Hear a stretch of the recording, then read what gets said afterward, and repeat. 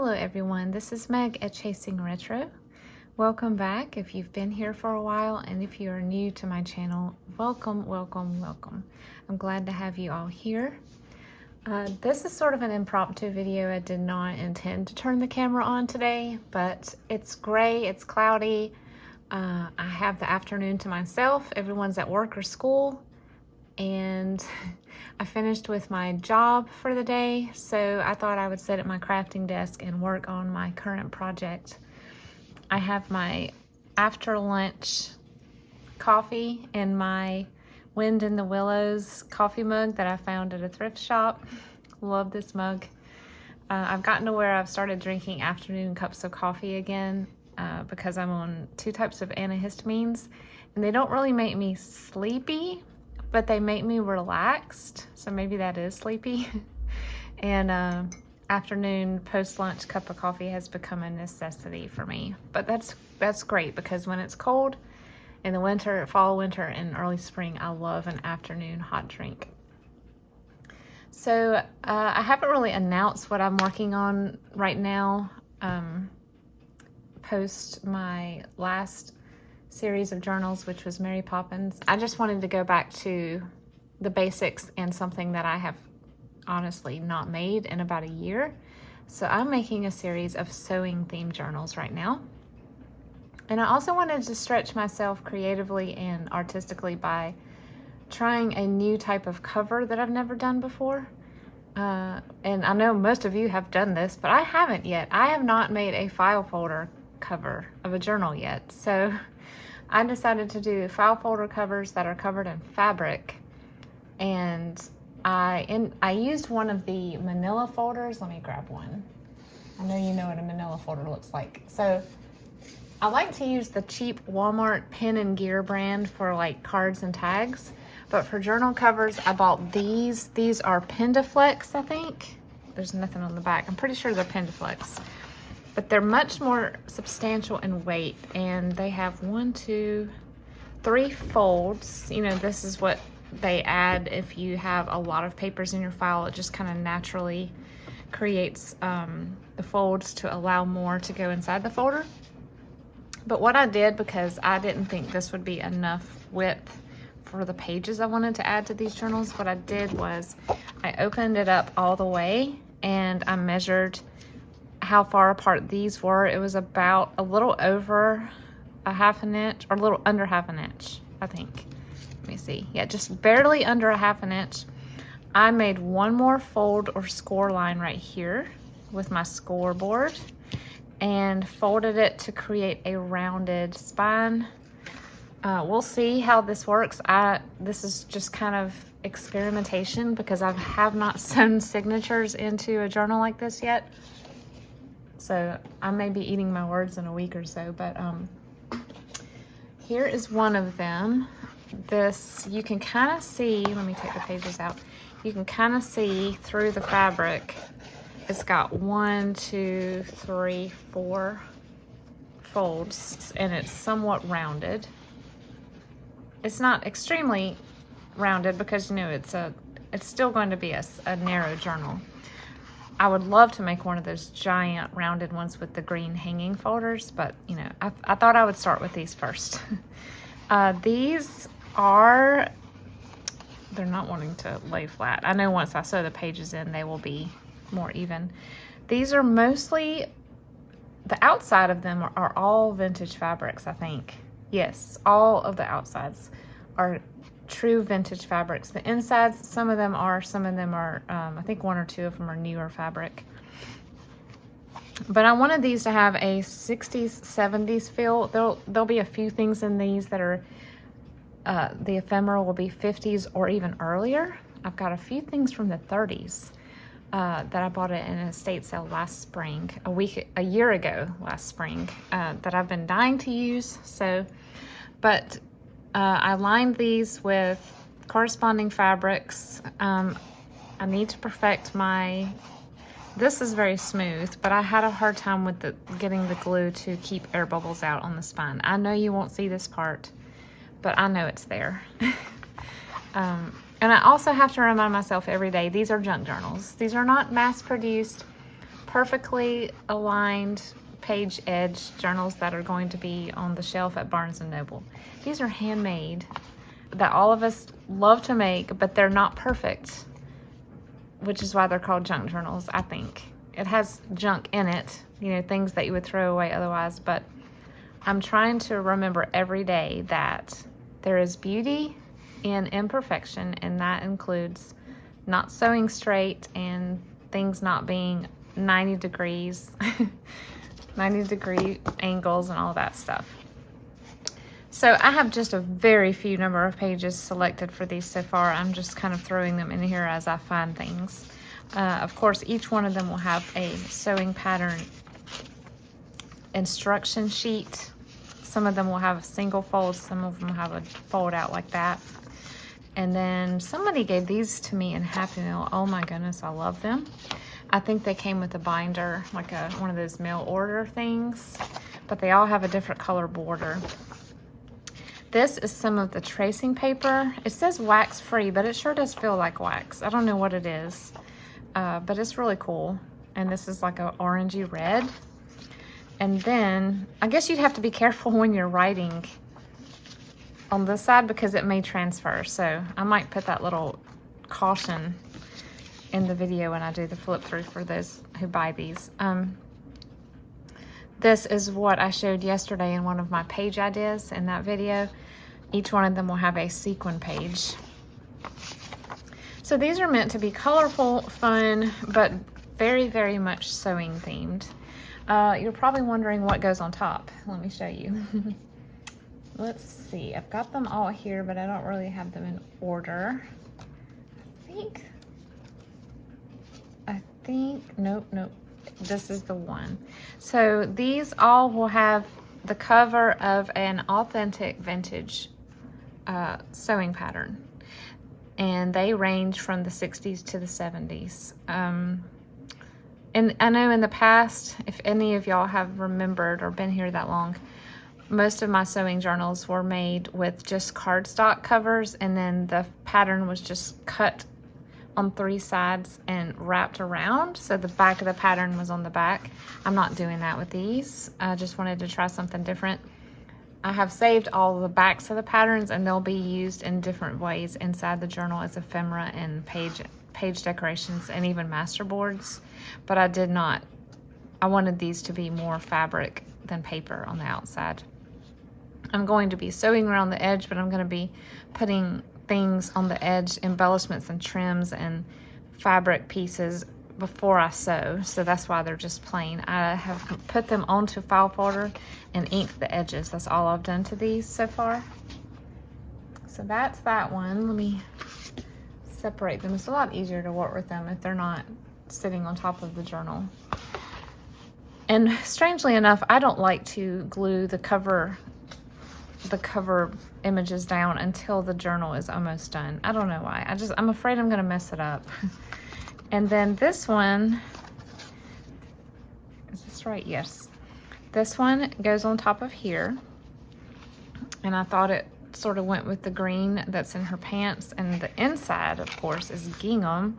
And she has gingham on her pants. These palazzo bell-bottom type pants. So this one is green gingham inside. And this beautiful green vintage calico. And then, let me put the pages back in. The next one is orange and yellow. Most of these, 4 out of the 5, I made 5, are sort of fall looking. One of them is very summer. It's the next one coming up. It's not for summer, it's just bright spring summer looking colors. This one is very, very orange inside. And I found this also at an estate sale, I think, or this could have been Happy Meal. This is one of the pieces of fabric that I have had the longest in my stash, but really haven't had a chance, a good option to use it, but I thought these would be perfect. These are 9x6, by the way. So these are larger than what I normally make, but I like it. I think I'm gonna enjoy it. This is what's gonna go on top of here. 2 things. These are all, I think these are all Simplicity. the thing that was up here on this one was purple, I think. And it just did not jive with the colors of this. So I cut this from another pattern. And another thing I had to do was her hair extended up into this little thing. So I had to cut around this, and then I've decided that I'm going to also sew around this and use it, you know, maybe put it here or something creative like that. So if you try to look up this pattern by this number, is not, I think it's a child's pattern and it's not gonna match. And yeah, that one has pages. And here's the springy, summery one. I received this in Happy Mail very recently. I love it. I was gonna save it for my Daisy journals, but I had enough that I could also use it for a cover for this. And inside, I have this super bold, this is not vintage, this is from Joann's, maybe 5 years ago. Super bold chevron in hot pink and purple. And yeah, super fun. And then the cover for this one is here. I thought the flowers matched perfectly with what she's wearing. And then she's got turquoise on. Last but not least is this one. This is probably one of my favorite fabrics in my stash. And I am dwindling down to not much of it left. So sad. I love these colors together. In fact, these are the colors that are in the journal that I'm giving away. I just realized that. This one is orange inside as well. So like I said, it looks kind of summery, but it also has a fall feel. And the cover image is this. So fun. I mean, how fun is that? So those will be the 5. Each of them is going to have a snippet tie, or is that what they're called? Snippet, scrap tie, scrappy tie. That's it. They're going to have a scrappy tie. Now let me show you some of the things that I've cut and gotten ready for ephemera. I have all of these strips that are cut. These were cut when I was, trimming the fabric to glue onto the cover. So I have these available for uses, and then I took one of each type last night and trimmed them into little squares. So these will be used for embellishing things inside the journal as well as scrappy ties. So I've been going and watching YouTube videos of other creators who have been making ephemera using sewing notion pieces. And so I went through my stash, and I had them stored in numerous places. I don't know why. This is sort of like a get my tail in gear to sort of better organize how I store things. I had some things in sewing baskets, like true sewing baskets. I had some things in boxes. I had some things tucked into patterns. I had to go through all of that and find all these things. But this is probably one of the oldest ones that I have. This is one of the ones, yep, copyright 1930 by JCPenney Company. I mean, how cool is that? So neat. This is what bias tape used to look like when it came in a pack. So much prettier than what they do now. And I think lawn is a type of fabric, if I'm not mistaken. This is another very old 1930s. This is from a skein of string. It was like the kind of, maybe it's not string. It was a fine yarn that I guess you would use for tatting or something. And it has this little wax seal looking sticker. And of course I have a lot of these rickrack and seam binding labels and price, like advertising products for things wrapped around elastic is what I'm trying to say. This is a sample ticket for a textile corporation. I found this at the craft reuse store, 1973. That's really cool. Poplin. Industrial laundry finish. Yeah, lots of, like this was wrapped around a lace remnant. So fun. I'm going to use, this is another really old one. I'm going to use these to make ephemera. If you want to find people that have made sewing pattern ephemera, just Google it. Just search in YouTube. Just search, put in quotes, sewing notions and then ephemera outside of the quotes, and it will pull up so many. Of course, I had to pull out my too tattered to use tape measures. I got a paper one here. It's like watercolor paper too. Then I have all of this, like all these little things that I've pulled off of zippers and the tops of thread. I hope to use my heat gun and try to get more of these off of some of my thread spools. We'll see. I have not, if y'all have been successful doing that, let me know. I haven't tried. Then I've pulled these five or six, I don't remember. These are going to be shaker cards. Some of them already have a window in them. Some of them I had to sort of cut my own.